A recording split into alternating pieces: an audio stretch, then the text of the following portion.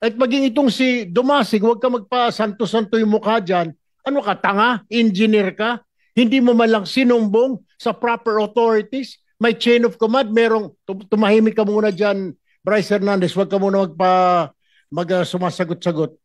Ikaw, Dumasig, you could have went to Metro Manila sa office ni Secretary. Unless kasabwat din ninyo ang Secretary. O kung wala ka ng tiwala, doon kay RD.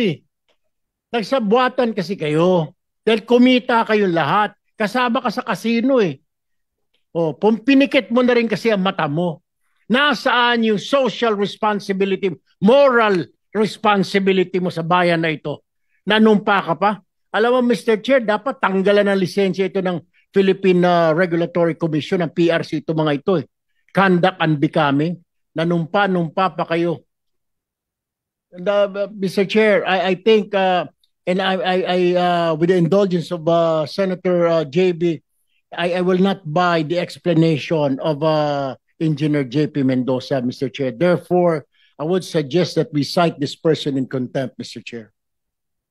Any objection? Hearing none, the motion is approved.